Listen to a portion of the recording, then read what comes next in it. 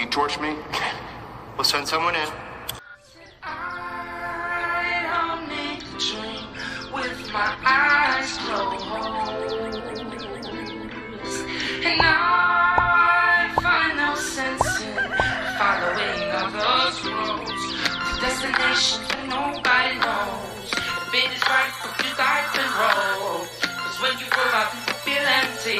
If you were bold, God, it's all about the journey. So you say you must sit and trust when you wait. You struggle with the lucidity of your state. So take a breath at the moment when you wait. Stop and realize and forever remain lucid in your waking day. No one can take your dreams away. Lucid in your waking day. No one can take your dreams away.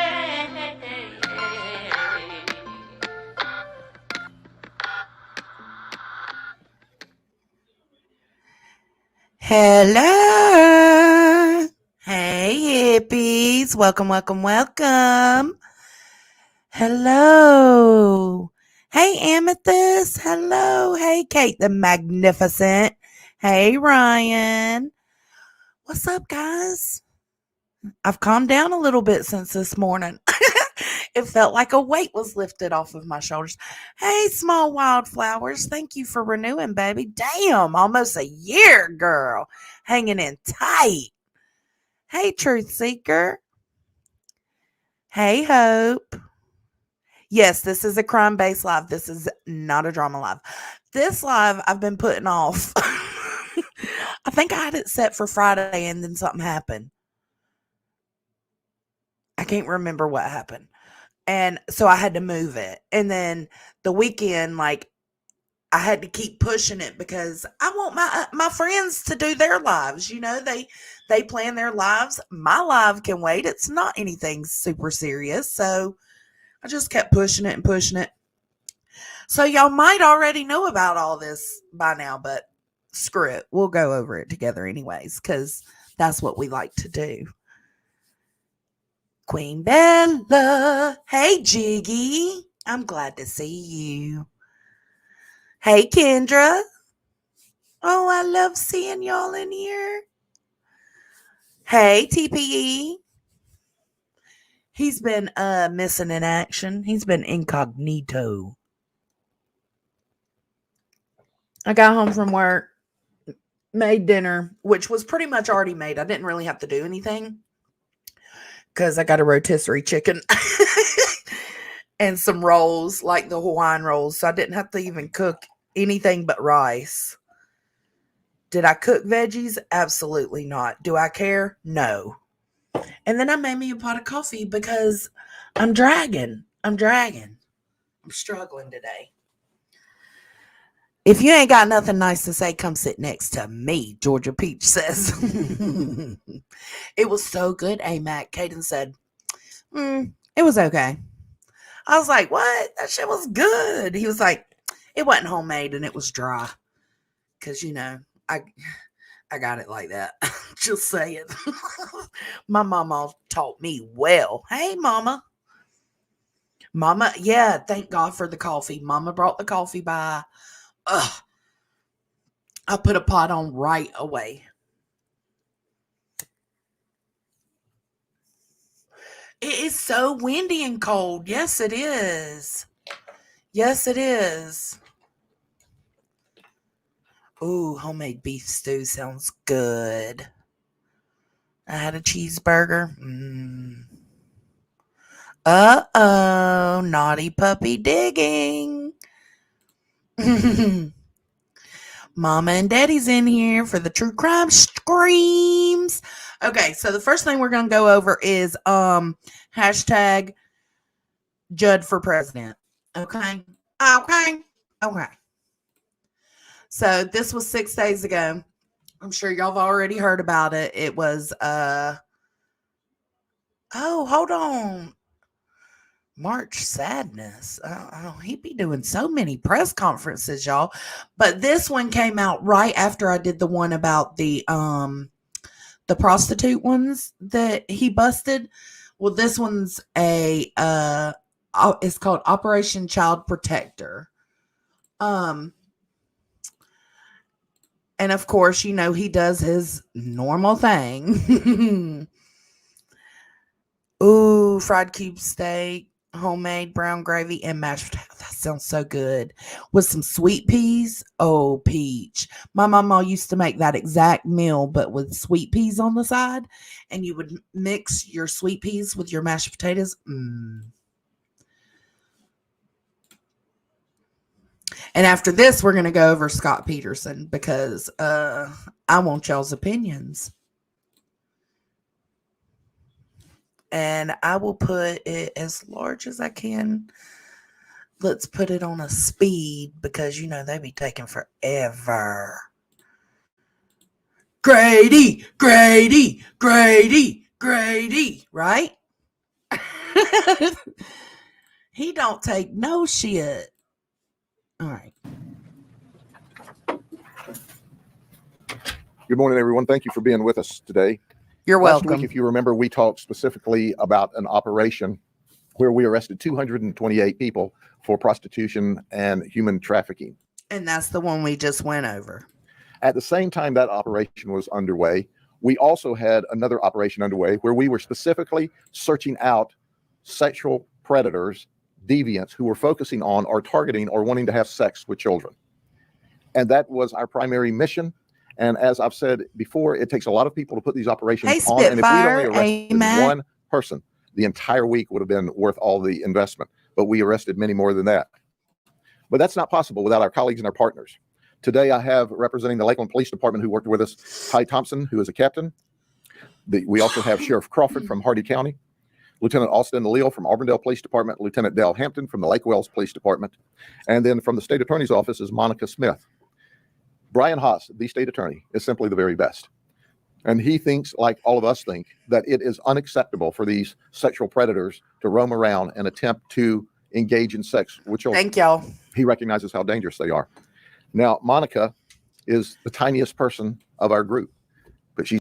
Yeah, make sure to hit the like for your girl so we can get in the algorithm. Fucking love saying that. We want more hippie friends, but not the bad kind. No. If you with some fuck shit, we don't want you. She's the baddest one. When she gets in court, she is going to hold these people accountable Hey, according to the law. And they may look at us for our size, but they need to look at Monica for her determination to keep the people and the children safe. And I appreciate Brian appointing you to that position. But today I'm going to go over some snapshots. And in addition to these folks that were arrested. This is what we love. We love the snapshots, Grady. Do it, baby, do it. And the one that's wanted. I want you to understand that these folks are SoFlo. Those folks. Those folks have already been through the system, and we're going to talk about them. But understand that these folks will be those folks, and some of them are already on that list. Oh my God. So let's go over and talk about a few of the ones we arrested. This is Willie Merrill from Plant City. He's already designated as a sexual offender. So see, he's on this list because he's doing it again. But he was also on that list. In 2005, he was convicted of having sex against a 16-year-old child. Back in the day, he was sentenced to 1 year in prison and 9 years of probation, and then he was sent to us. In 2017. I don't know, Cammie. I've heard that Grady took over the situation pertaining to the Santa Claus guy, but I don't know. I guess maybe if so, they'll say it in this stream. We'll see. We arrested him for soliciting prostitution at one of our ops, much like this, but it was adults he was soliciting. In 2017. Yeah, this is the one you said could be a P, Nunya. Oh, God. And we charged him for failure to register. So we charged him with new F3s. And believe it or not, for that misdemeanor 2, he ended up with 364 days in jail. When normal people would say, hey, I don't want any more of this. I've already been to prison. I'm on sex offender status. I've gotten caught again at an op.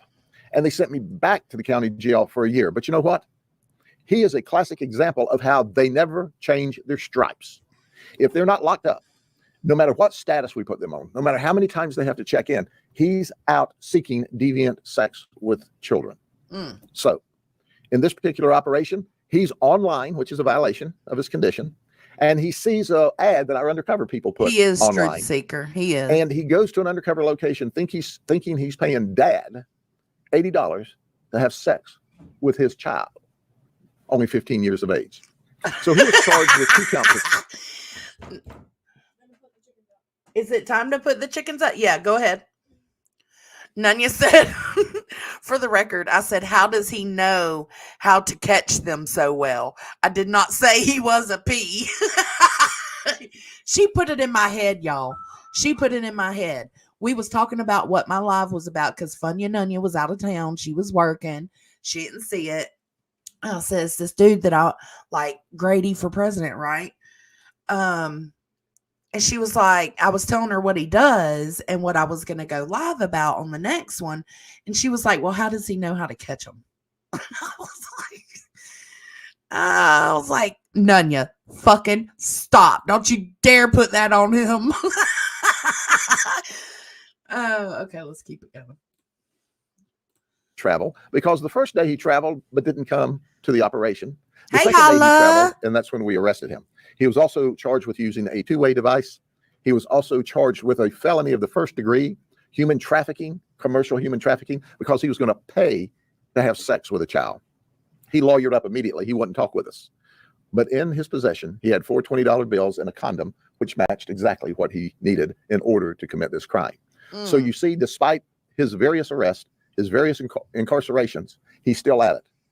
Well, now we've got him charged with a 1st degree felony, and our goal is that he goes to prison. He's 45, a good 25 or That dude kind of looks like Terrence Howard. 30 years, which is about the max you can get, would be good, unless we can get the judge to run his other charges consecutive. He needs never to breathe air outside of prison if we want our children in the United States safe. But then, have I told you before about Larry Hayes? Yes. Larry Hayes is 41. He's from Plant City. He's married. Did you hear what I said? The man is married. He is married. He just y'all. retired from the Army on February of 23. Oof. He retired from the Army Miss as Robin. a staff sergeant assigned to satellite systems analyst. 6 days ago, Kelly. And then he came back into the service working for the Department of Defense, Hey, no doubt. working at MacDill in a high security area. He had security clearance.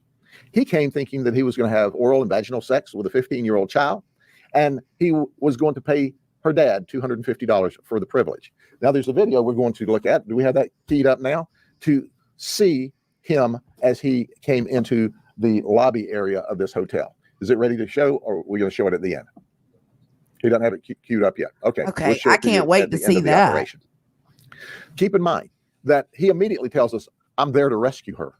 Well, the reality is we rescued some child from him. He doesn't have any criminal history until this arrest. So he's charged with soliciting a guardian to travel, which is human trafficking. It's a 1st degree felony. Okay. Okay. Along with communications devices and that sort of thing. All right. Next is Edmundo de Salva. He's 36. He's from North Carolina. He's married. And he is a TSA screener. That's right. You know the guy that you got to go through the line at the airports? This is him at Raleigh-Durham International Airport. This is who the federal government trusts to screen you. Makes you wonder when they want to do extra screening on children, doesn't it? So he thought he was going to pay $100 to dad to have sex with her daughter. Well, so happens dad and daughter are undercover folks. But what did Mom, where did your wrench go? Hold up. Why is your wrench gone? I'm so tired of YouTube. Hold on. Your wrench is completely gone.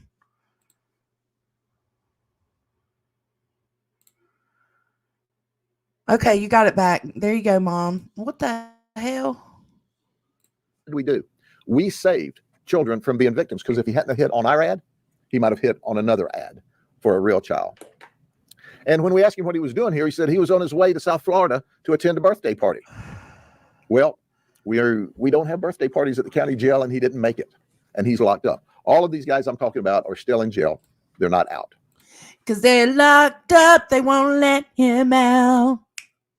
They won't let him out. He's locked up. They won't let him out. They won't let him out. And then he sprung this on us like his DOD buddy. They're really not buddies, but they think a lot. Hey, I've had TSA training and I was here to do my own investigation. Well, too bad, buddy. We're taking you to the county jail and we're going to give you some screening on the way in. And he traveled. First degree felony. Human trafficking. He said, we're going to screen you, bitch. Abu Haliyah. He's from Brandon. He's 27. And he's married. Does it ever occur to you that there has to be some mad wives?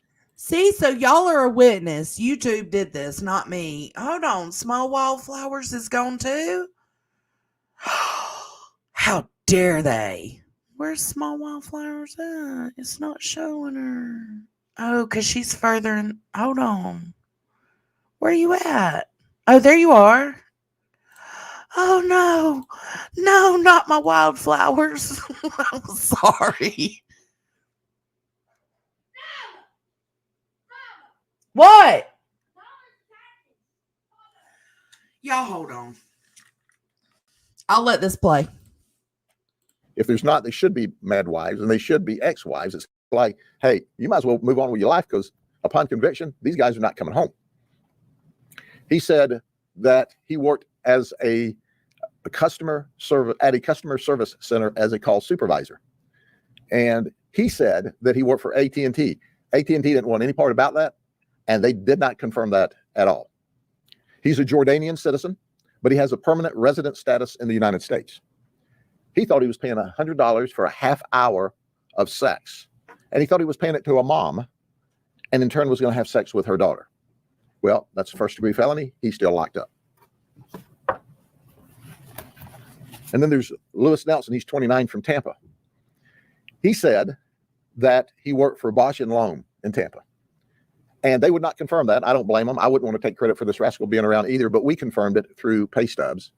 And he also said he drove for Uber Eats. Now listen, folks. Oh, Deet says she's safe from Ridgegate. No, everybody's got to eat. But we see the weirdest dudes driving and delivering packages and Uber Eats. That they'll steal stuff.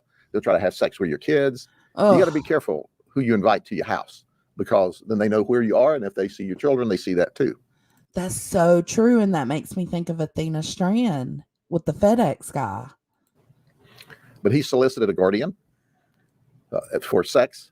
Oh, did you know that he's a Haitian citizen here on a work visa? We did an ICE notification just so that they would be aware. We also notified the Haiti government, like, I'm sure they care that he's still doing this stuff. But he's also locked up. He said, like they give a fuck. With a first degree felony charge. In Johnson terms. And then there's Brandon Ray from Albany. Right, Brandon Ray. He works at the school board as a mechanic. He did not travel, but he agreed to pay dad $100 for sex. He said he was worried and scared to travel because he was scared of law enforcement in Polk County. He said, you know, that Grady don't play. Well, he's right about that. When we arrested him, he had...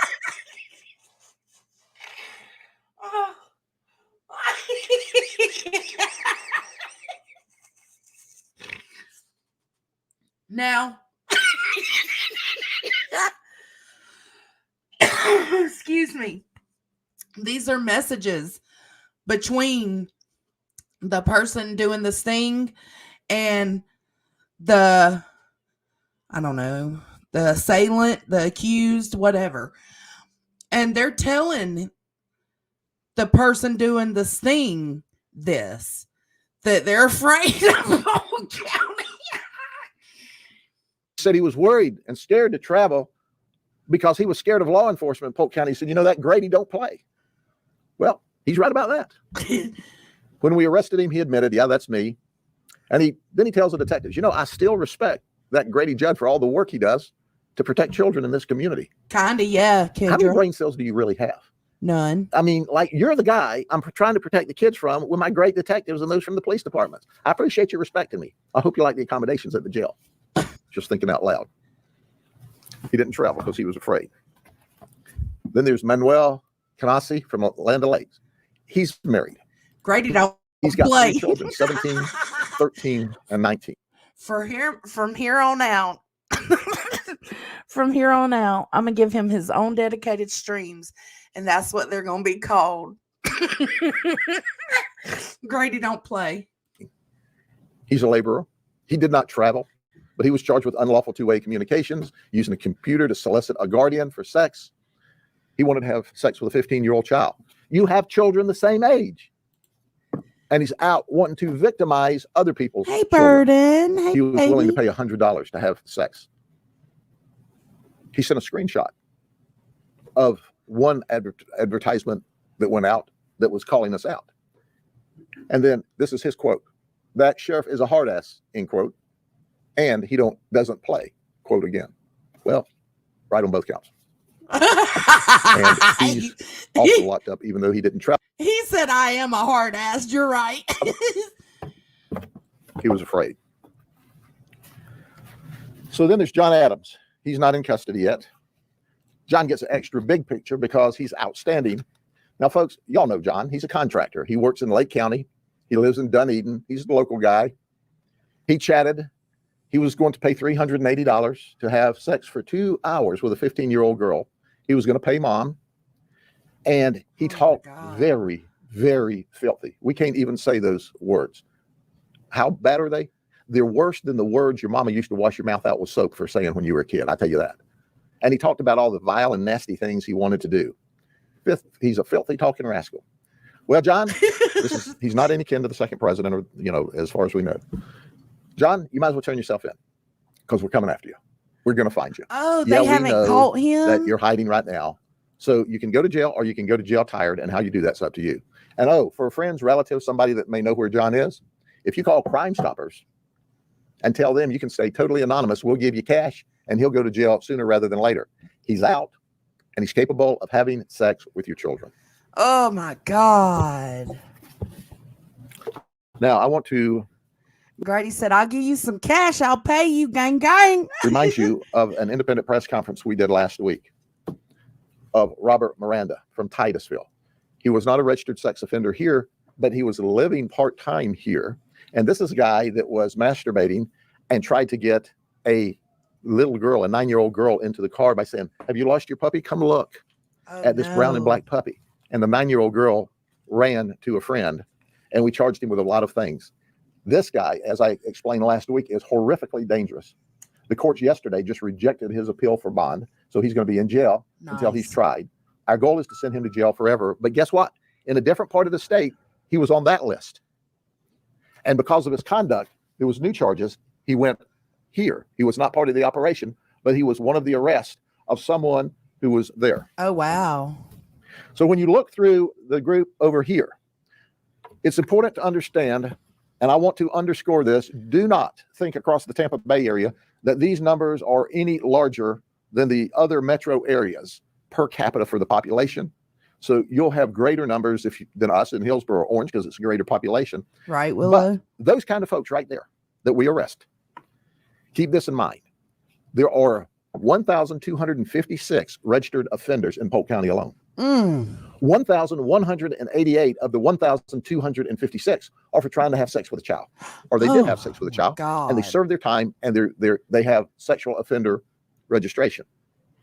Of the 153 predators in Polk County, 126 of those charges were as a result of conduct against a child or threatened conduct against a child or a minor.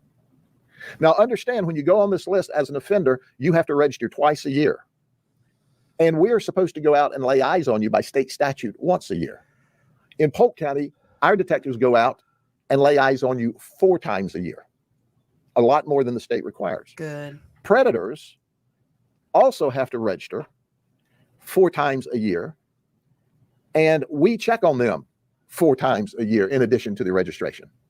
So 8 times. But that's all we can do. This is the ones we know about. And of this 1188 and 126, or if you look at the totality, 1409, we arrest people every week for violating this status.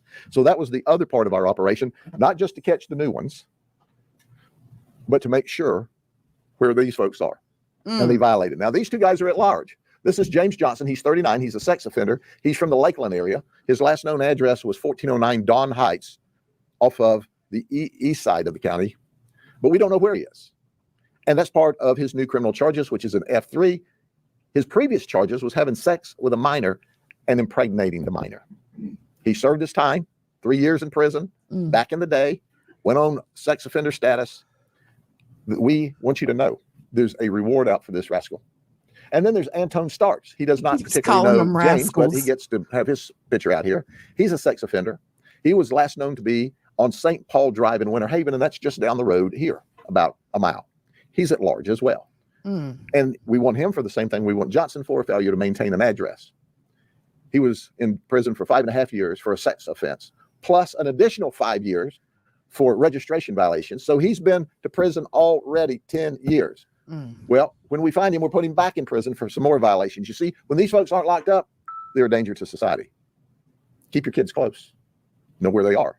Know who they're with, or they could end up with somebody like this. Now we're going to ask our colleagues and our teammates a couple of them want to speak with you. We'll start first with the Hardy County Sheriff, Sheriff Crawford. Sheriff Crawford is determined to keep people in Hardy County safe. When we arrest these people, make no mistake about it, they come from other parts of the state here, and that's when we catch them. But whether it's Polk County or Hardy County, Hillsborough or Orange, wherever they are, if they're not locked up, they're dangerous. Sheriff? Thompson, a dear friend of mine and a professional law enforcement officer. His agency helped us immensely during this entire operation. Okay, here comes the video. On behalf of the Lakeland Police Department, Chief Sam Taylor, I'd like to say, as a representative of the Lakeland Police Department, that we were fortunate to have participated in this operation, as well as many operations in the past that Sheriff Judd has included us in. This operation happened to be in the greater Lakeland area, which benefits our agency and our community greatly. I would like to commend all the law enforcement agencies who participated in this operation and their continued efforts to keep our children safe in our community. If our goal saves just one child, then we have successfully completed that mission, but our goals are to protect all the children. So again, thank you to all the agencies that participated and to Sheriff Judd and his agency for their professionalism and their guidance in this human trafficking effort. Thank you, Captain. Do we have the video up? Okay, this is the lobby of a hotel. And what we have is an undercover person that's going to be setting and waiting on one of our deviant predators. He's coming here to pay for a child.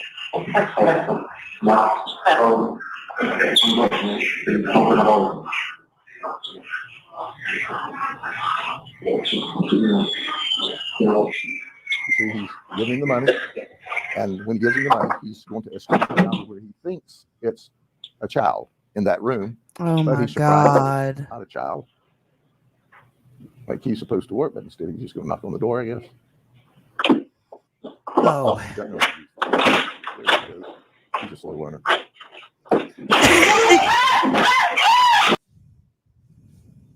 All right, here's the second one. If you, the lower corner is our. He said he's a slow learner. Did y'all? I know this isn't nothing to laugh about. I've got to find the humor in it where I can. Listen to him. Knock on the door, I guess.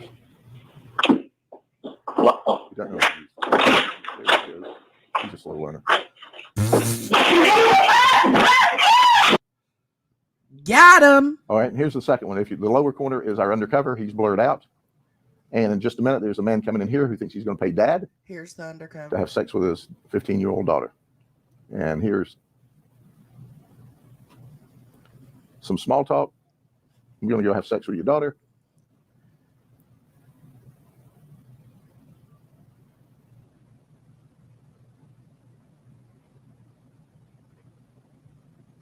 I mean, what do you say to the guy whose daughter you're about to rape? You know, this won't take long. This is insanity.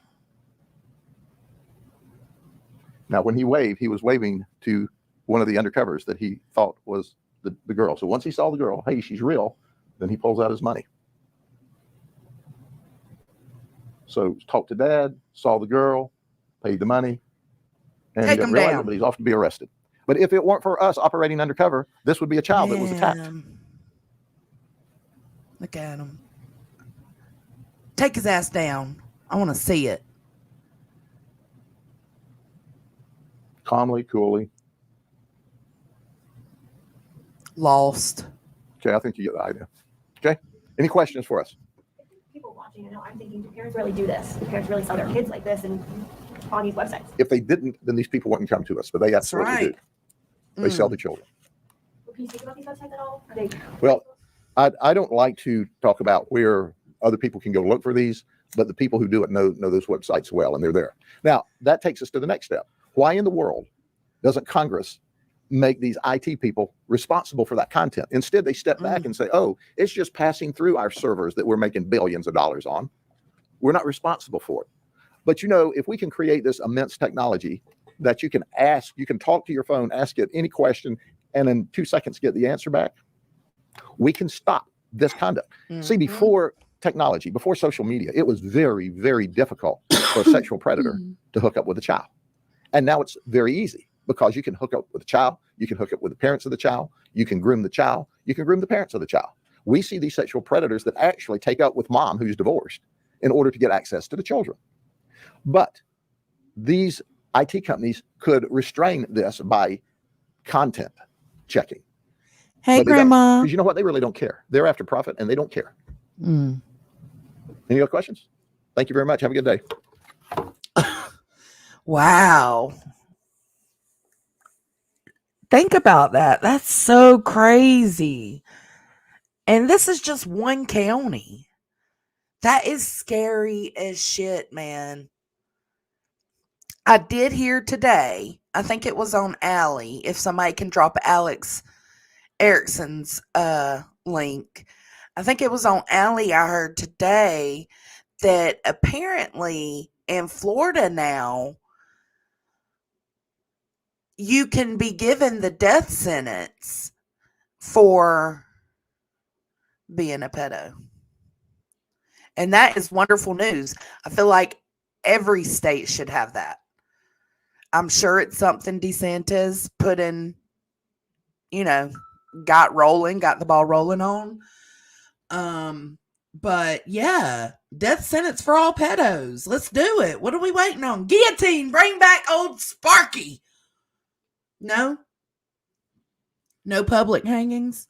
No, attach him to the back of a truck by a rope and drag his ass down a dirt road. No, none of that. Okay, fine. Thank you, Deets. Thank you, Grandma. That is wonderful. That's the best thing I've heard today going through these cases is that because she was talking about Stefan with Maddie, and she said that now they have a death sentence. And I think she said his court, she said it's in either April, mid-April, or May, early May. I can't remember.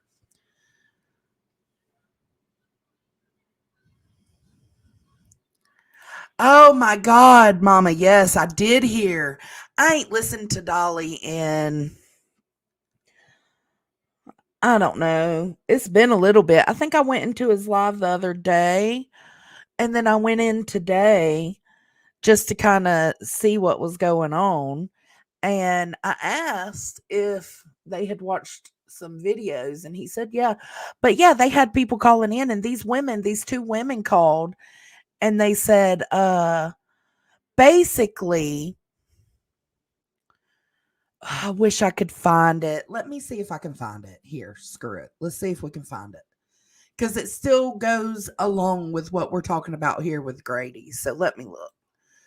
Dolly, don't strike me, bruh. No, you won't. Yeah, see? Okay, yeah. Oh, yeah. Okay, so the last time I was in there was 3 days ago. Okay. Is So the host of Dolly. It was somewhere towards the end, wasn't it, Mama? And, could take care of her fucking self, so she didn't really need a man type deal. Can you hear me? Yes. Okay, my name's Barbara. I'm from California. I didn't hear your name. I heard the California part. Barbara from California. Barbara. Okay. Yeah. I too wanted to just say that I'm a little bit outraged. Okay, so it's back a little bit. Hold on. Dolly. Hey, Dolly. It's Cracklin Turtle. Hey, Cracklin. Oh, I'm so livid right now. I'm sorry. Let me go back. Let your kids be kids. On this. Leave out the mother and leave it. Not at all. She should own it if that's the case. And that might take some time to track down IP addresses and. Okay, not Dolly then. All right, so let me answer this. Dolly. Hey, Dolly. Hey. How are you? This is the first time I've ever called any talk show. I'm and they said she had autistic. Oh my God, this is Nina from Delaware. I'm a new subscriber. Love your show. Thank you, Nina. So I want to say with Jen, I mean, you know, I think she knew something was up. She would have to. Like, she would be like an idiot. Oh yeah, absolutely. I'm actually. I feel like, like it I was set myself right after Nina. guilty in some way, shape, or form. They don't want to be affiliated. Shouldn't she be out there screaming, "I want justice for my daughter," like all of us? She should. She absolutely should. And so should a new subscriber. I just wanted to just let you know. That's what we know for sure. Is at the very least she was asleep. Maybe. Because you know, if you say you're suicidal and you keep saying it, Around a stepfather figure or a father figure, and they start getting. They don't All think that right. it's going to leave out the mother. And Here we go. Tracker. Okay. 0.002%. All right, I want y'all to listen to these two phone calls. These are the ones Mom's referring to. Let me know what y'all think. Tracker. Dolly. hi, this is Andrea from Baltimore. Hey, Andrea. I love your show. Thank you. I have a very weird take on this. Leave out the mother and leave out the perv. I've known some teenage girls who have come on to stepfather situations. Some teenage girls get a little flirty or whatnot, and they get involved, and they don't think that it's going to continue. But what if she came on to her stepfather? And I know a lot of people. I'm a retired psychotherapist for domestic violence and sexual assault. I'm 70 now, and I'm tired. But we've had cases where this has happened, where a teenage girl is raised around a stepfather figure or a father figure, and they start getting flirty or sitting on their laps and kissing them goodnight. And, you know, and maybe she came on to him, and he took advantage of that, of course. At 8 years old? Oh, yeah. At 8 years old, that's when they start hugging on their fathers. He's not her father. So he probably, being with the background he comes from, being a perv, he took advantage of her, and they grew into it. And either if the mother knew or didn't know, if she knew, she would be very upset. I mean, if she didn't know and she found this right out and they had a big fight, I could see where she would participate with killing of her daughter because she loves this kook so much. Yeah. Yeah. I mean, I get that part of she loves this dude. I just can't see an 8-year-old kid coming onto a grown man. Oh, yeah, they do. They watch their mothers. Their mothers are single mothers. You know, they get the idea. They're, you know, mothers can be so great and they could be so unknowingly bad, you know. Okay. Bad. Yeah, well, look, hey, I appreciate you calling in. Yeah, I like what the other people might have to say about this. All right, peace. Bye-bye. Okay, there's no 8-year-old that flirts in this world, okay? I hate to be like, listen, that is sick to even think that. If you think an 8-year-old kid is being an 8-year-old kid, that ain't flirting, that's being an 8-year-old kid. So it don't matter if the kid was, it doesn't matter. There's no. What do y'all think? Here, I'll no let way it a man play. should be doing that to a kid. It don't matter if the kid's flirting. That sounded like Don Wells. That lady was kin to Don Wells. Okay, I'm just, listen, lady, don't get mad at me. I'm just picking. But that sounds like some shit Don Wells would say. Okay, if y'all know about Don Wells, then you don't belong in the true crime community because that is the craziest country girl. Thank you so much for your super sticker. But look, if the kid came out there dressed in the littlest clothes, don't give you the right to look at a kid as an adult or a sexual object whatsoever. Okay, no matter what that kid is doing, even if it's acting like his mother. That's the problem, though. That woman was 60 years old. She was a retired physiotherapist, is what she said. Lisa, she was 60 years old. Ugh. Kids are sponges. They do. I do agree with her a little bit. Maybe they're just acting like they're they don't. Terrible parents, and that does happen. People do mimic. You know, there's kids are sponges. Shit, people, we are sponges. Okay, we are sponges right now. We just don't suck up as much as we used to suck up. We're like full sponges, right? We still get little bits of information, but kids, they're taking it in like bounty. You know, it's the quicker picker upper. We ain't so quick. Okay, we're a little slower at picking things up. Kids pick that stuff up fast, but it don't give any person the right to look at a child, even like John Benet Ramsey. Don't grow your kids up too fast either, people. Just you know, like you don't want to dress your daughter as, you know, kids love away from that and keep your kids kids. Because here's the thing I miss when I see Tiff, my daughter, is I miss when she was a little kid. You know, you only get that once, right? And I think you should hold on to your child in childhood more than that, you know? Let your kids be kids. If you're trying to raise them too fast, you want your 8-year-old to be a 30-year-old woman in heels and a pocketbook. That ain't a kid. Let them be barefoot. Let them go play in the fucking sprinkler. Let them run around the yard, play with bugs, make mud pies. No. Kids don't do that these days. That's what's so sad. Like, I remember doing shit like that. Normal kid shit. I don't know what's wrong with the world we live in. It's changed so fast. I sound like an old man when I say that. I'm like, this damn place has done changed. I'm on my front porch in a rocking chair, mad at the world. Dolly.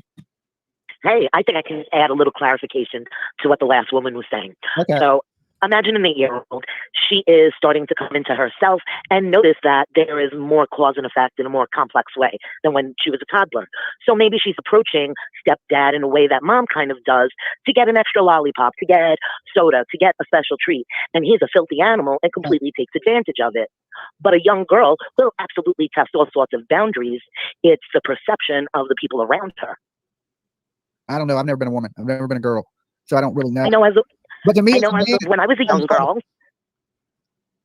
young girl, my mom had men around that she was dating. Never was I touched by any of them, but absolutely, when you're a young girl, you want attention. And sometimes I might have come a little closer and put my arm around that man that she was dating so I could get some of the attention that she was having. Not that I was looking for any inappropriate attention, just as a kid, you want attention. Yeah, I can get you one attention as a kid. Yeah, I get it. And depending on your social circle, if you have a closed-in world, you have less people to have opportunity to get attention from. So if she's in the house and she doesn't go out much, who else is she looking to get attention from? Yeah, but I guess as a mother, you would have to monitor that to make sure your kid, there's nothing weird going on. Absolutely, but there are mothers out there who are only mother in name, and once they get them to a point where they're potty trained, sometimes they lose interest. And she could have been oblivious. She could have been on other medication, other drugs, who knows?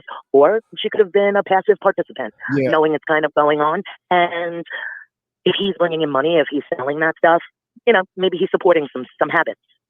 Or maybe she is one of these women who just absolutely needs a man in her life no matter what. And she's willing to sacrifice whatever That's it is. what I think It could be. There could be a lot of stuff. And the more opportunities we have to kind of hem and haw about it, the more outrageous some of these thoughts are going to become. Because he was a rebound dude anyway, because she had went through that marriage and filed for that divorce, and then she hooked up with him right after that. I don't understand why why can't they just spend a minute with their kid and make sure that the child is okay from separation with dad? Maybe take a minute and make sure the kid is all right. I don't agree with the way women sometimes run their lives, but absolutely, when you have a child, it's not just you when you're making decisions, and to bring somebody into your life that you can't completely vouch for around your kid, around your daughter. I know a woman who doesn't let her husband of many, many years around the grandchildren just because she is very overprotective in that sort of essay sort of way, because she had experience. I think most women are highly kind of aware of those sorts of things, and they wouldn't typically have their child, especially a young female, around a male that is not trustworthy, not related, not a significant part of their life in some way, shape, or form. Yeah, definitely. My sis can only try to put yourself in somebody else's shoes, icky shoes, very, very icky shoes. But I appreciate you listening. All right, you be good. You too. Thanks. Peace. So what do y'all think about that? I think Dolly handled it as well as he could have in the moment. I do want to point out, because we give credit where it's due. Okay. Here's all the thumbnails. He changed some of them. Hold on.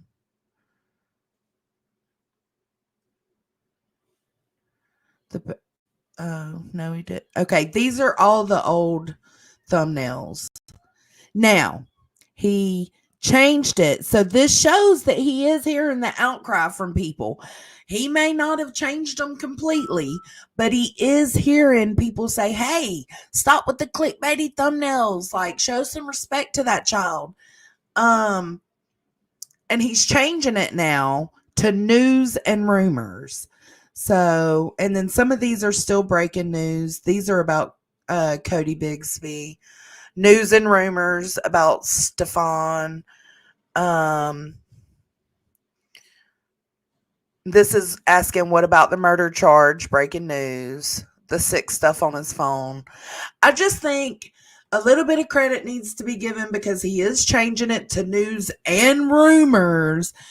That way, people don't, people, when they click on it, they know what they're going to get.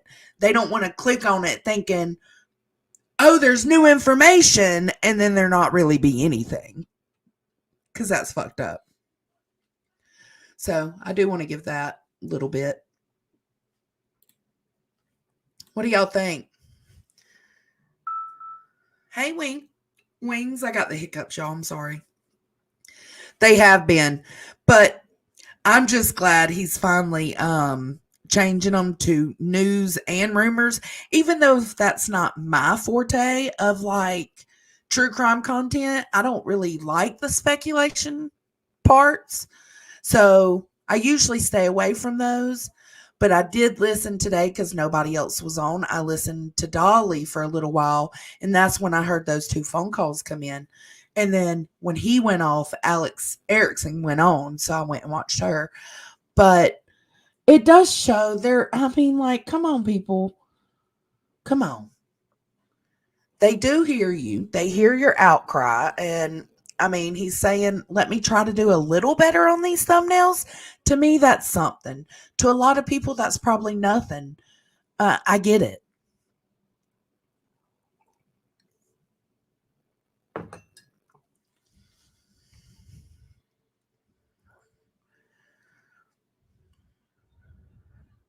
Yeah, no, there's nothing new in the case.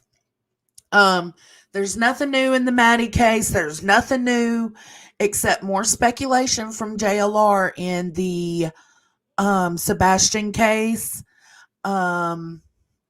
Riley still has not been found, but his credit card was found, or his debit card. Yeah, we're kind of at a standstill. So the next thing, I know, Laura, that's what we're about to jump into now. The next thing is the Innocence Project taking on Scott Peterson. So let's speed this up. I don't know if we should watch the actual hearing. I kind of want to watch it, but I kind of like I've seen it, and I feel like the other clips that I have kind of sum up what they're planning to do. So it's up to y'all, really. Do y'all want to watch the actual hearing? It's about 30 minutes longer. Do y'all want to watch some small clips that kind of just give you, the idea of what's going on with Scott Peterson? You can see I've got this one. I've got this one. I've got a legal expert weighs in. And then I've got the hearing.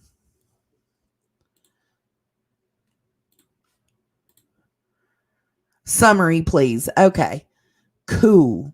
There was also another link I sent myself about Riley, and we're going to go over those real quick. So let's go over the Scott Peterson.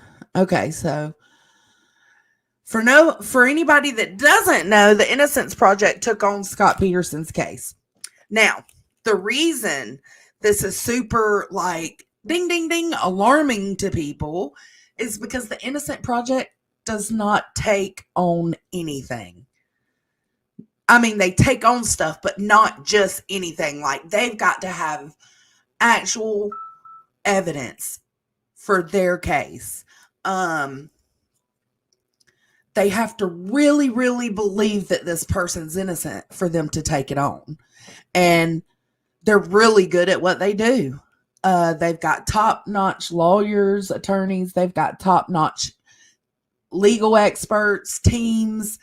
Like, they really are. And they've got the money to do what they need to do. Simple.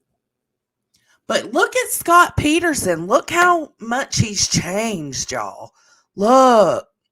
Now, of course, they would freeze frame him on that picture, but they were trying to figure out the audio on the hearing because it was via Zoom. So the judge and him were trying to figure out who could hear who at this point.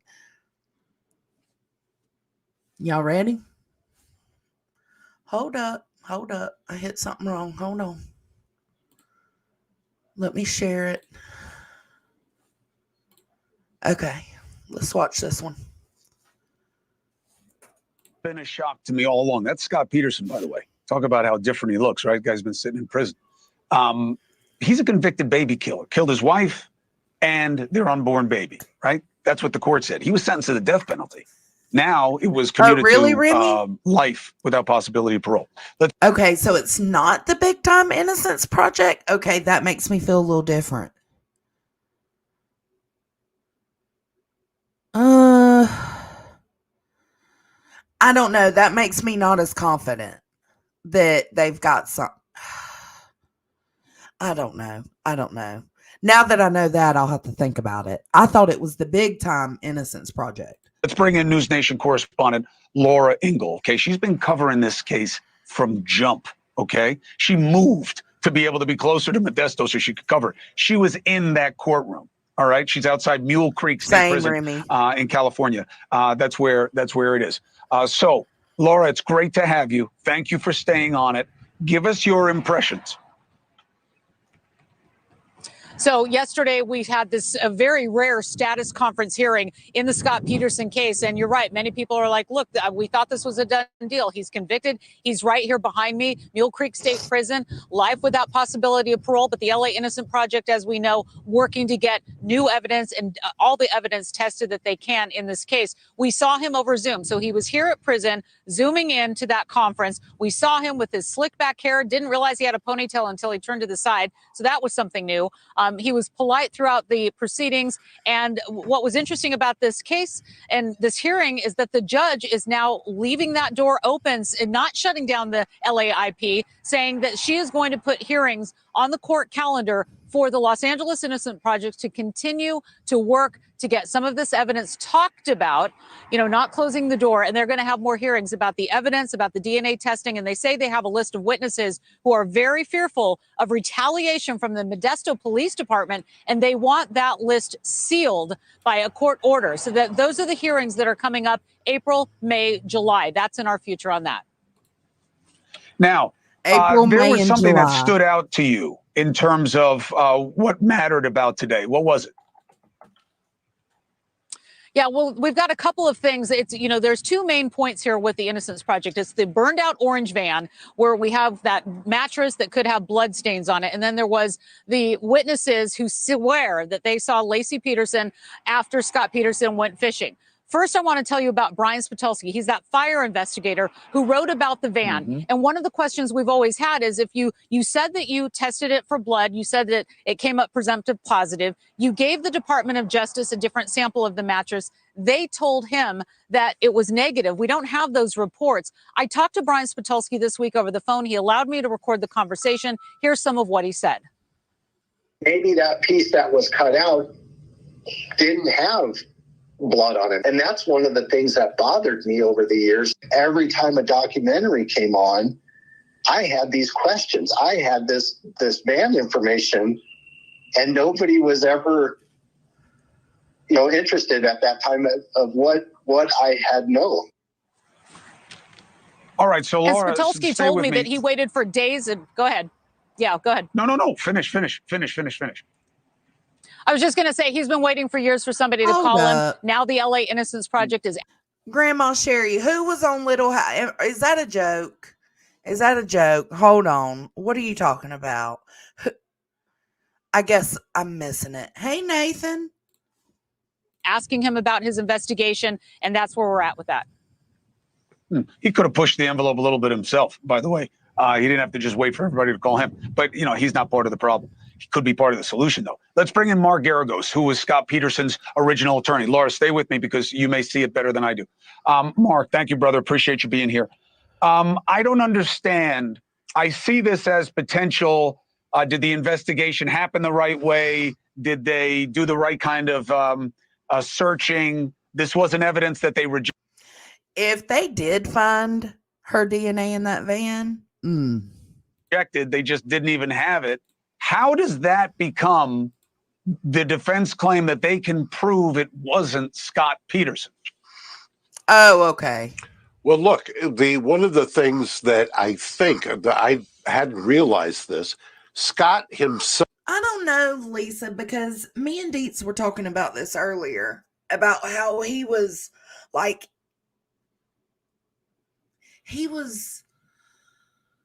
one of the big time, one of the first, I mean, there have been others, of course, but he's one of the first really big ones that was found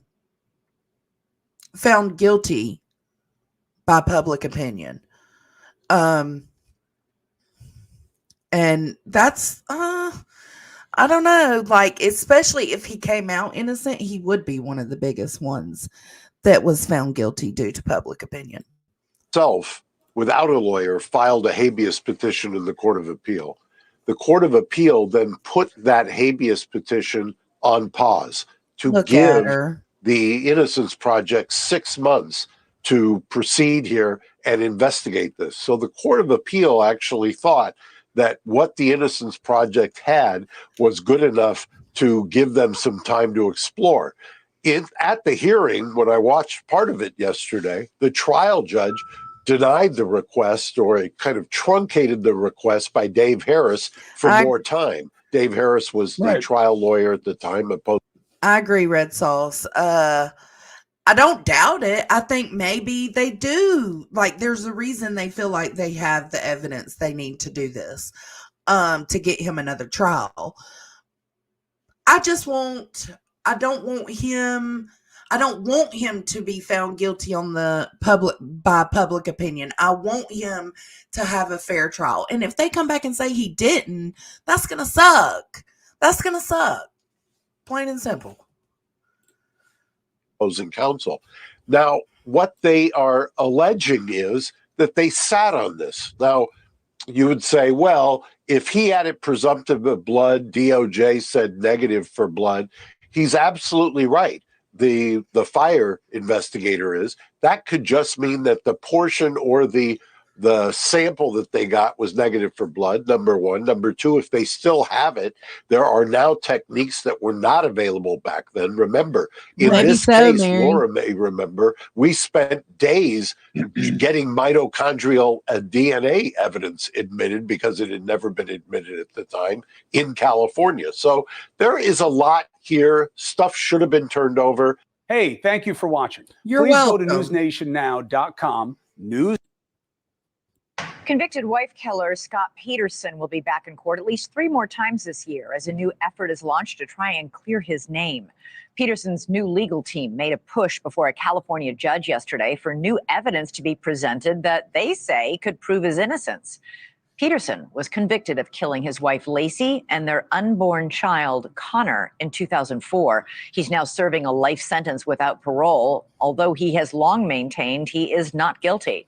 Now, as the Los Angeles Innocence Project fights for evidence they say was withheld some 20 years ago, News Nation's Laura Ingle has talked to a fire inspector who said he found evidence that was never investigated. She joins us now live from California. What did he find, Laura?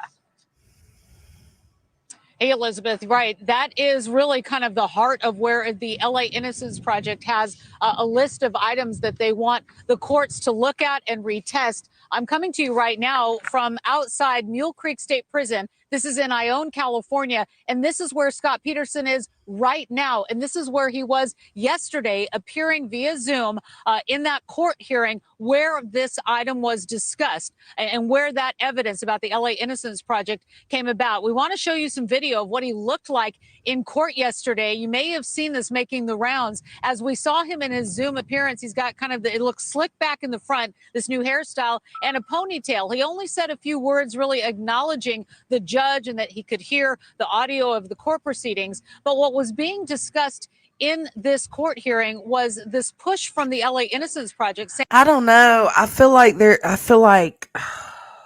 his eyes are so black. I don't know if that's just in my mind or what. That they want evidence in the case that they believe was not tested, that was missed, that wasn't handed over, given a second look. They are pushing back on the original prosecutors who were inside of that courtroom yesterday to turn it over to the court so they can have this second look. One of the big things. Okay, yeah, this is pretty much the same thing we just watched. Let's go to this one. What happened today in court in the Scott Peterson case. We're joined live here with our legal analyst, Michael Cardoza, so we can discuss this more. Michael, thanks so much for joining us. Sure. So what do you make of what happened today? What step is this in the case now to possibly, as the Innocence Project is saying, get the right person behind bars?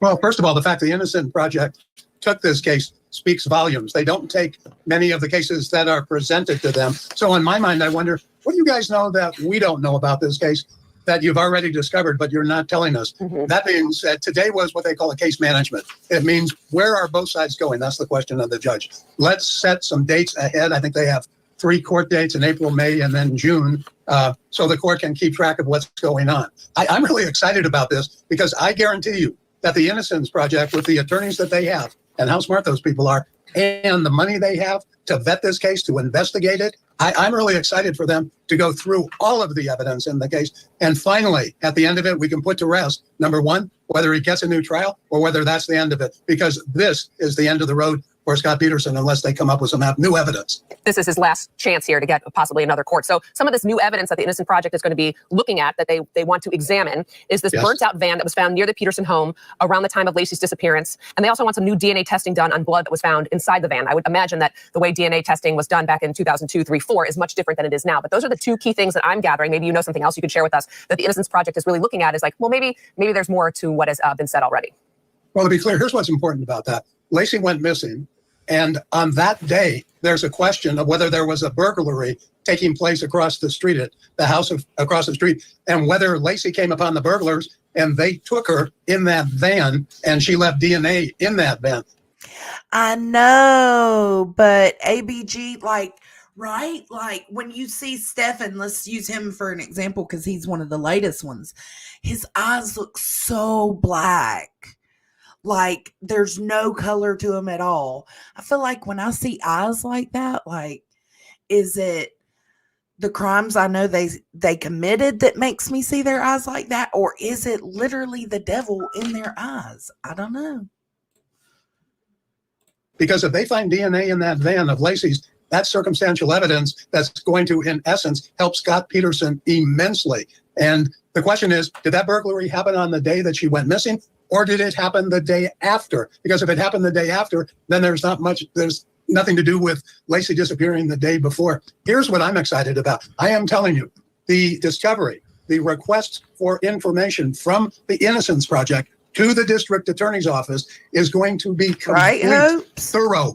Questions about, let us see everything you have that has to do with this case. The DA's office, they were in court today. In fact, the ex-district attorney of the county was in court today, even though I believe she's retired now. She was in court along with Dave Harris, who is still in Modesto as a DA. They're going to fight some of that discovery and say, no, we're not going to give it, or it's not important. There are going to be some Donnybrooks in that courtroom, because I'm telling you, this Innocent Project is thorough. They do an intelligent investigation, and I guess it's going to be much more thorough than the defense was able to do back when this case was being tried. So I'm excited about saying, okay, what do you have, DA's office? What do you have, police department, that you didn't give to the defense back during the trial, if anything? So does the time start now for the Innocence Project in order to conduct its investigation? They were given a tight 6-month deadline, so they're going to be looking at new and old evidence. And there is also, I have a question on the other side of that about what happens next. Sure. Well, they've been given 6 months by the judge to do this discovery. But keep in mind, that date can be moved depending on how cooperative the defense is and how cooperative the DA's office is in giving up the evidence that they have, the documentary, the scientific evidence, because they may not want to give some of that up to the defense. So if the judge sees that, the judge may say, wait a minute, I know I put this out 6 months, but we're going to need more time. The judge will decide, because both sides will come into court and argue about certain pieces of evidence. Can the DA give us, or will the DA give us, for example, a hammer that was found in the house or at the van so we can do new DNA testing? DA might go, we're not giving it to you. Has nothing to do with the case. Innocent Project asks the court, no, we need it. Order them to give it to us. So that's why I say there are going to be some Donnybrooks in court about what the DA's office and the police department has to give up. What's in the future? Arguments like that until they get what, if anything, they need. Either at the end, they're going to shut it down, say we couldn't find anything, or they will bring newly discovered exculpatory evidence motion, and the court will then decide if Scott Peterson gets a new trial. The next issue then will be, where will it be tried? There are the judge has set a couple of other dates, some in April, May, and June, hearing on a motion to seal, some DNA testing motions. I mean, so this is like moving along here. But are we just like, is the Innocence Project just stirring something up again that doesn't need to be poked at? Possibly. No, I think it needs to be poked at. I said from the get-go, and I've done a lot on this case. I did a lot of commentary on the case. And I was also asked by the defense to do a mock cross-examination of Scott Peterson. So I know an awful lot about this case. So no, they're not just poking in the dark. They're not doing a fishing expedition. And as I said at the beginning of this interview, Innocent Project doesn't take every case. They only take ones that they think they can make a difference in. So that's why I say, do they know something we don't know? Or have they simply seen something that they feel that there wasn't a full and complete investigation into? For example, the mattress in the truck or the burglary that allegedly happened across the street on the day that Lacey went missing. They're going to look at all of that. So it's not necessarily about proving him innocent. It's about getting all of the evidence in. That's what it seems like it's about to me.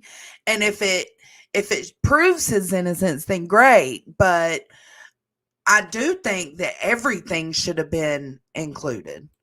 So that's why I say, no, they're just not stirring something up they shouldn't. They don't do that. They have enough other cases to look at. So I'm excited to see what happens. And I guarantee you they are going to do a complete investigation and vetting of this case. I'm really excited for it, and I'm excited for the new court hearings because, like I said, there are going to be some Donnybrooks in that courtroom about what the DA and cops should give up. And Peterson is going to appear via video for all three. He doesn't have to go there in person. No, he doesn't say that. I don't blame him. He's out in Mule Creek, and when they're housed somewhere Okay. So that's interesting. We will be keeping up with that. I know some of y'all think he's, guilty 100%, but the fact that they're trying to get all the evidence that was left out put in, I think that's good. And I think it opens up good debates, good conversations, as long as people cannot get so angry. Okay, so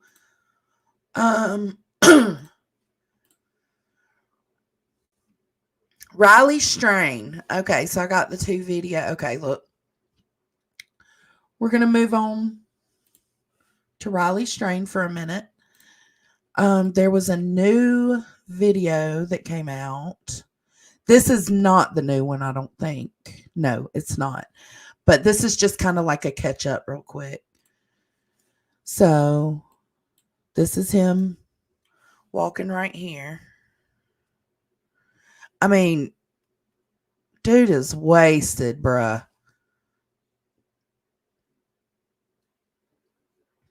And he keeps putting his hand up. This was after he fell, if I'm not mistaken. And he keeps putting his hand up. See, and then he goes up. Well, I can't point it. He goes up there, and it looks like he kind of turns left. But he keeps putting his hand up to his face, almost like maybe his head was bleeding or his face was bleeding after that hard fall he took. See, look at him. He keeps touching his forehead. I bet he hit his head. Anyways, I thought that was interesting because I noticed that. And then here is the new one. It is the body cam of an officer that was working a call that Riley walked past him. If you don't know, Riley Strain is the missing, I think they said he's a college sophomore or senior. And they were in Nashville. He got kicked out of Luke Bryan's bar for being way too wasted, and then he went missing.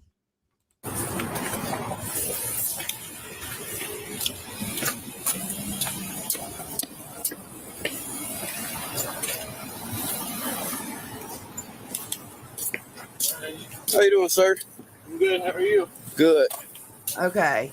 So you can hear him walking before it shows him, right?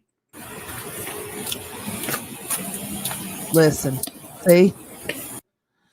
He's kind of like just slouch walking, like dum, dum, dum. Kind of almost dragging his feet, which he's wasted, so there's that. But listen.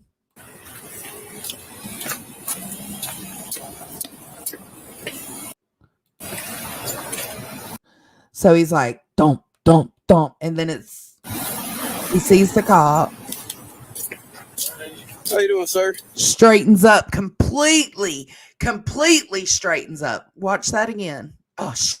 University of Missouri student Riley.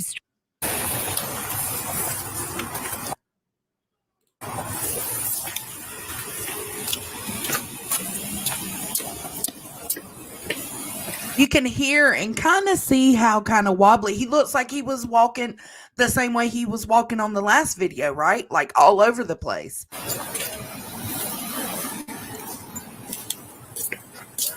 How you doing, sir? Boom. It's almost like he just straightened up because he seen the officer. Are y'all getting that? Is that what y'all are picking up? Are y'all picking up what I'm putting down? No, I see you, ABG.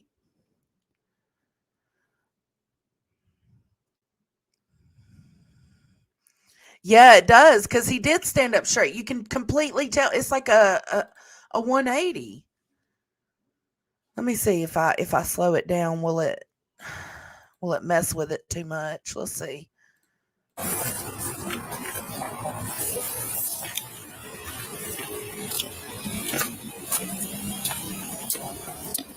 Oh, you can see him doing exactly that. Oh my God. You can see him stumbling all over the place like he was in the last video. Just watch really close.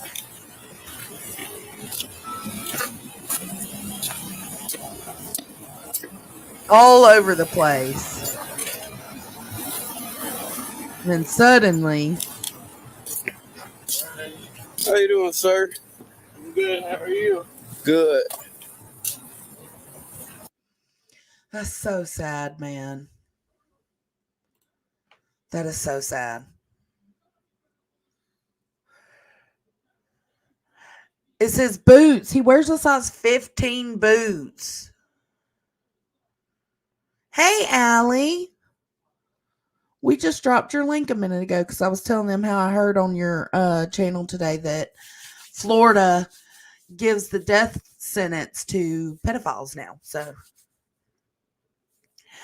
I don't know, Kelly. It almost makes me wonder if the officer seen him but wasn't really paying attention because he's checking out this truck next to him.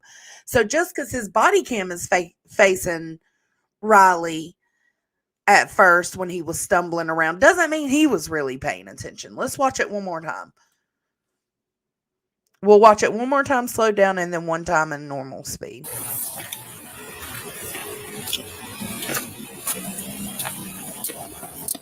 Now, I know I can see it better than y'all can. Because it's right here in my face on my screen. But he's like turned sideways and shit right there. Like you can see his body turned sideways. So he is stumbling exactly like he was in that last video.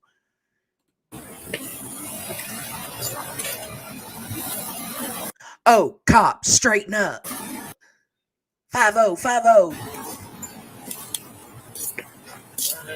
How you doing, sir? Completely fucking fine. That blows my mind. I understand he straightened up because he's seen the cop. I get that. But it really does show how inebriated he was at first. And I mean, he's still inebriated. He was able, it's like you get that rush because you don't want to get in trouble. It's almost like he was able to just like straighten up for a second. I'm good. How are you? Good. Wow. Night and day, man. Night and day. Listen.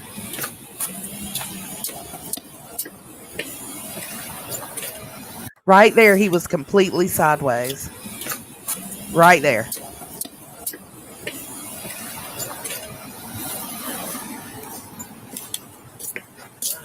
How you doing, sir?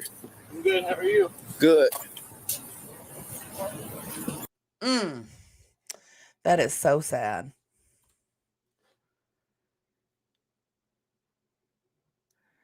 But y'all hear what I'm saying? Like, you can hear his feet dragging and him stumbling all over the place. And then it's like as soon as he noticed the officer, he straightened up, got his shit together for a second, long enough to walk past the officer at least.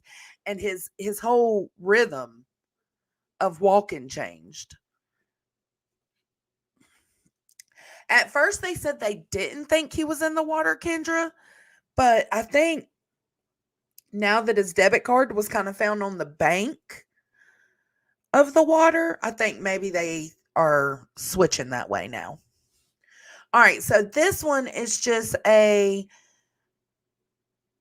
of like a recap, a complete summary of Riley Strain. It's a quick video. We'll watch it and then we'll end for the night. It's an 11-minute video, but I'm gonna put it on. Let me put it on 1.25. Very scary situation underway in Nashville as Nashville police and several other crews continue to look for 22-year-old University of Missouri student Riley Strain, who went missing last Friday on March 8th after patronizing Luke Bryan's bar, 32 Bridge, which is located. Yes, Grandma. The homeless dude. Now, I don't know how true this is because I just don't know. But the homeless guy said that he found it laying on, like, I don't know, laying on something like a pillar or something. He found it and it had throw up on the front of it. And so he said he wiped the throw up off and put it on. Gross, first off. Second off, ooh. In downtown Nashville. Riley Strain and his fraternity brothers went to visit Nashville over this past weekend for a convention. That's it, Twist. However, Thank again, you. since last Friday night, he has not been seen or located by authorities. And his disappearance was immediately reported by his fraternity brothers once they woke up the following morning on Saturday and realized that Riley had not come back to their hotel, the Tempo by Hilton Hotel, which is located also in downtown Nashville, only about 5 blocks away from Luke Bryan's bar. Cash. Today, we are going to share the developments with you as we have learned them from the Metro Nashville Police Department. We have also heard Riley Strain's stepfather and mother speak about his disappearance as well. Luke Bryan has also provided a response and has even asked the Nashville community to come together to help locate Riley Strain, as this is a very scary situation. TC Restaurant Group, who owns and operates Luke Bryan's bar, has also released a statement, and we are just really sending our love and prayers out to Riley's family and just praying that he is found, he is safe, and he can get back home. But first, let's take a look back at how this all came about. Fox News 17, who initially covered Riley Strain's disappearance,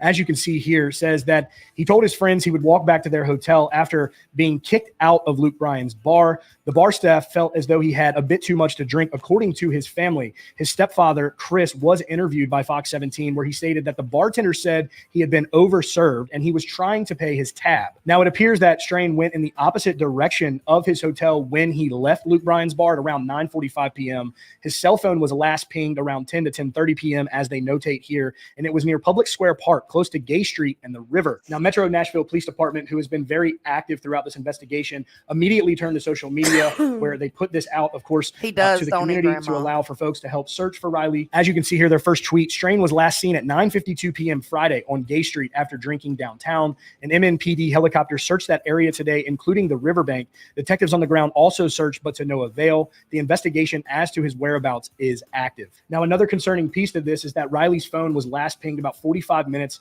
after he exited Luke Bryan's bar. It pinged near the river. Now, those pings came from the apps of Life360 and Snapchat. However, his phone has not been active since then. Again, today is Thursday. We're 6 days past since he was last seen, and there's been no activity on Riley's phone as of now. Going back to Metro Nashville PD socials, you can see that they are continuing the investigation. It is very active. They write, officers continue to work to locate missing person Riley Strain, 11 22, who was last seen Friday night by friends at a Broadway bar in Nashville. Riley is from Missouri and was visiting, as we indicated earlier. They note that he is 6'5" tall with a thin build, blue eyes, and light brown hair. See him, please call 615-862-8600.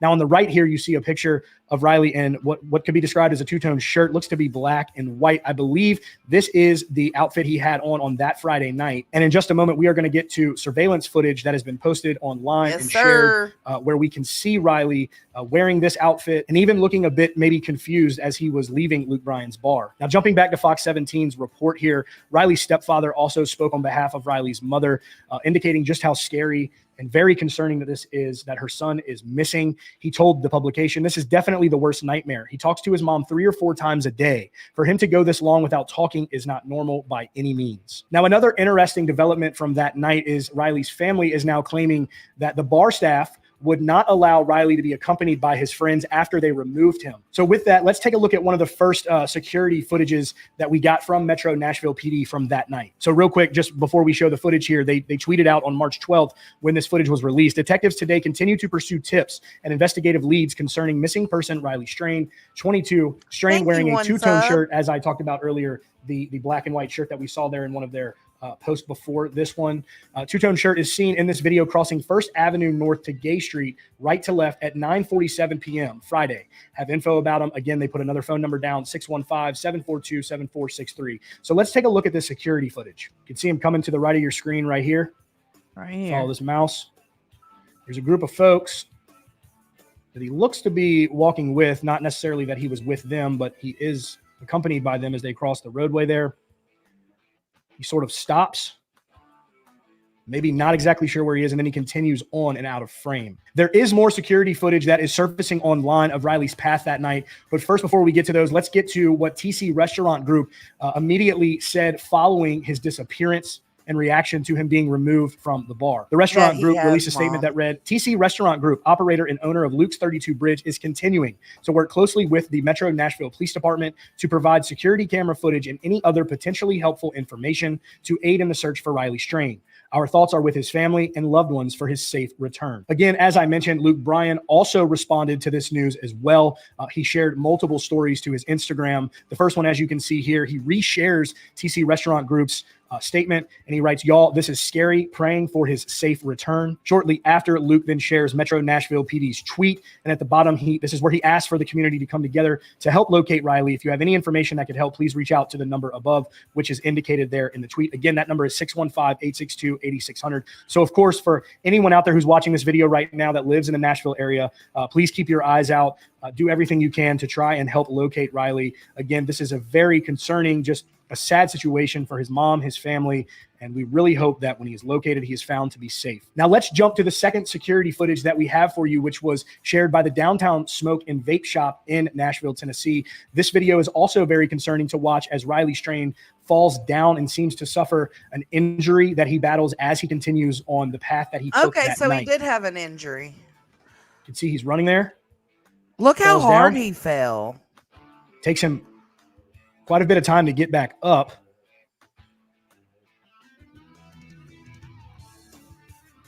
He struggles to his feet. Then he continues on his path. I think he hit his head. And then eventually out of frame. Now there is a second angle to this footage that was shared. We can still see Riley walking off after falling and suffering what appeared to be a pretty painful injury. He's going to continue down that same path as he exited off the frame of the first part that we showed you. And here is the second portion of that video. Oh, this is the one I showed y'all. There he is at the top of the screen there. Walking along the wall. It looks like he uses the wall for help. And he keeps touching his head, his forehead. Construction, so not really sure if he could get down there, but if you keep looking, he becomes very small. Stops at the sign, looks to go left at that intersection. Now, the newest updates from a reporter from Fox 17 who has been tweeting out updates as they come in. Again, this is very active. It does appear that authorities do not believe that Riley is in the water, which obviously we've talked about how he was pinging near the river at one point. His phone has yet to be active, but they do not believe that he is in the water. Here are those latest updates from news reporter Kelly from Fox 17. She shares, I can tell you that Riley got as far as the Jefferson Street Bridge, according to his family. There's been no surveillance video since that point in time. The search for more surveillance video and any indication as to where Riley may be continues. The other update that she shared, this is where we learned that they do not believe he is in the water. Update, Riley Strain was spotted on surveillance video as far north as the Jefferson Street Bridge. Per sources, this is about a mile from where his cell last pinged on Public Square Park. Water search teams were out today, including volunteer boaters who worked with the family. And obviously the second photo here on the right is a map image of where the phone was last pinging, and it is fairly close to the river inside of that park. And lastly, however, nothing was uncovered. I'm told detectives are not convinced Riley is in the water. Anyone who has seen Riley, who stands 6'5", should call Metro Police immediately. Okay, now keep in mind this was 5 days ago. Yeah, 5 or 6 days ago that let me look. 5 days ago. And since then, they did find that debit card, which was close to the water. So I'm assuming, and then I think since he did this, they did start looking in the water. So, but I liked this video because it kind of just put everything in a line for you, easy to get through. You know what I'm saying? So, I dropped his link in the chat. I think so too, Nathan. I do. Um, it's just so super unfortunate, man. Just super unfortunate. All right, let's see what the poll was. Let's close this poll out. Do you think Scott Peterson is guilty? 85%. Innocent? 15%. Well, we know what you guys think now, don't we? This is going to be entertaining to cover because we are definitely going to cover it. Oh, thank you, Grain. I love you. Love you, Chicken Head Simp. Yes, ma'am. Let's watch George twerk it to end the stream. Twerk, twerk, twerk, twerk, twerk that ass. Come on. Twerk, twerk, twerk, twerk, twerk that ass. Come on. Twerk, twerk, twerk, twerk, twerk that ass. Come on. Twerk, twerk, twerk, twerk, twerk that ass. Move that ass. Let the right go work that ass. Twerk, twerk, twerk, twerk, twerk that ass. Come on. Twerk, twerk, twerk, twerk, twerk that ass. Come on. Thank you, Grain. Yeah, it did. His wallet could have fell out when he hit the ground. Absolutely. Did y'all see how hard he hit? So that's always a possibility. Somebody could have picked the wallet up the same way somebody picked up his shirt. But at some point, supposedly, this shirt was found on a railing and had throw up on it. The homeless dude cleaned the throw up off and put the shirt on. That's the story. We don't know if that's 100% true. You twerked your ass off? Ooh, baby. Don't you do it. The people have spoken. I know Mom's all guilty, and I'm all guilty. I'm like 90-10 right now. Guilty with just that little bit of doubt. And I'm the same with Don't Kill Me, Richard Allen. I'm actually about 70-30. 70 guilty, 30 innocent. So that is a conversation we can save for another day. But I want to thank y'all for being here. Thank you for loving me. Thank you for participating and enjoying the live stream. I hope y'all have a great Monday night and a great Tuesday start off. I'll catch you on the flip side. Bye.